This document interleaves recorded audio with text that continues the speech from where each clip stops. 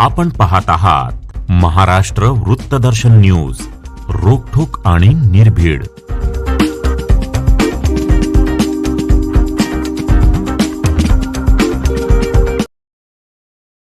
Republican party of India Athawale पक्ष सांगली जिल्ह्यात तळागाळापर्यंत पोहोचवा, गावोगावी शाखा स्थापन कराव्यात, पक्षाची ताकद वाढवा अशा सूचना Republican party of India Athawale पक्षाचे सांगली जिल्हा सरचिटणीस प्राध्यापक अभिजित आठवले यांनी दिल्या आहेत. Republican party of India Athawale पक्षाच्या सांगली, मिरज आणि कुपवाड महापालिका क्षेत्रामधील सर्व आघाड्यांच्या पदाधिकाऱ्यांची आढावा बैठक सांगलीमध्ये संपन्न झाली. या बैठकीच्या अध्यक्षस्थानी सांगली जिल्ह्याचे सरचिटणीस प्राध्यापक अभिजित आठवले हे होते. RPI राष्ट्रीय अध्यक्षांच्या सूचनेनुसार 27 जुलैला उपवर्गीकरणाच्या विरोधात सांगलीतील आंदोलन केले जाईल असेही यावेळी जाहीर करण्यात आलं. यावेळी शहर जिल्हाध्यक्ष पोपट नाना कांबळे, युवक आघाडी जिल्हाध्यक्ष श्वेतपद्म कांबळे, महिला जिल्हा अध्यक्षा छायादिदी सरवदे, विद्यार्थी आघाडी जिल्हाध्यक्ष सचिन सव्वाखंडे, शिकलगार आघाडी जिल्हा अध्यक्ष महेश शिंदे, सांगली जिल्हा उपाध्यक्ष बापू सोनवणे, मराठी आघाडी सांगली जिल्हा अध्यक्ष संतोष जाधव, दिव्यांग जिल्हाध्यक्ष योगेंद्र कांबळे, सांगली जिल्हा उपाध्यक्ष आशिष गाडे, शहर अध्यक्ष आशाताई साबळे, मिरज शहर अध्यक्ष ऋतुजा कांबळे, शहर जिल्हा सरचिटणीस प्रभाकर नाईक, शहर जिल्हा सचिव नितेश वाघमारे, सांगली शहर अध्यक्ष अजय उबाळे, मराठा आघाडी सांगली शहर अध्यक्ष किशोर मुळीक, मिरज तालुका उपाध्यक्ष संग्राम कांबळे, मिरज शहराध्यक्ष अविनाश कांबळे, कुपवाड शहराध्यक्ष संतोष सरवदे, अभि कांबळे, प्रवीण सुतार, सचिन कांबळे, अभिजित जाधव, RPI कार्यकर्ते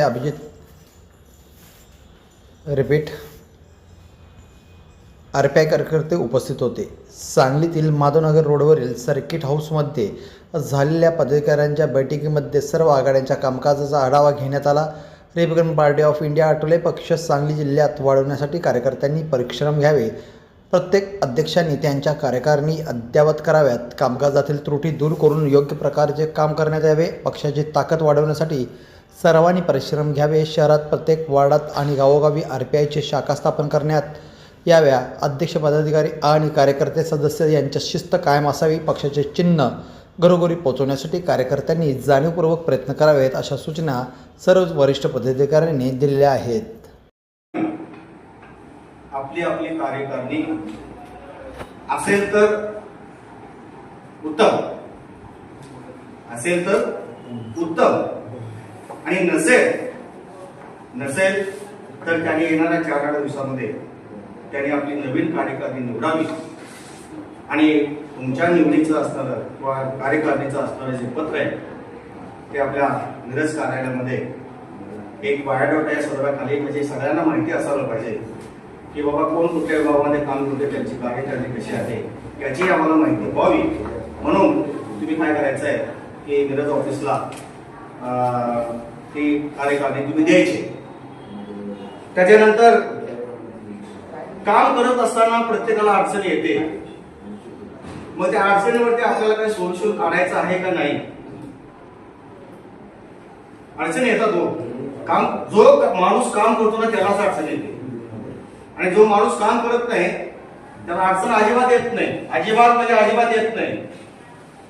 म्हणून अडचणी जरी आली, समजा तुम्हाला नाही वाटलं, मनामध्ये युगो न ठेवता मी यांना कसं विचारू, मी त्यांना कसं विचारू, तो माझ्यापेक्षा कनिष्ठ आहे ना, या विचारानं जर आपण काम करत असो ना तर ते सक्सेसफुल होणार नाही. म्हणजे पक्षाला तुम्ही काय कचरा करून टाकलेला आहे. आम्ही काम करत असताना ज्या वेळेला आम्ही आंदोलन करत होतो त्या आम्हाला पोलिसांची झगडा करायला लागायची. रिपब्लिकन पार्टी ऑफ इंडिया विवेक कांबळे जे कार्यकर्त्यांचा उद्या आंदोलन आहे म्हटल्यानंतर पोलीस आम्हाला रातभर ओळखायची, रात्रीतून झोपल्यावर काय ना उचलून अटक करूया, आंदोलन करून घ्यायचं. आम्ही दिशा ठरवणार आंदोलनाची आणि कोल्हापूर जिल्ह्यात आम्ही रातभर फिरणार आणि पाठ जाईन बिगडच्या पेटा बिगड तोंड होता. आम्ही येऊन आंदोलन कलेक्टरला मिठ्या मार, अंगावर राखेल ओतून घेईन प्रकार आम्ही केलेला आहे. आताचा कार्यकर्ता काय झालाय, त्याला पद दिलं तो आता की त्यानं खळ केलाय काय, छातीच बाहेर काढून त्या पाठीमाग कोणच नाही.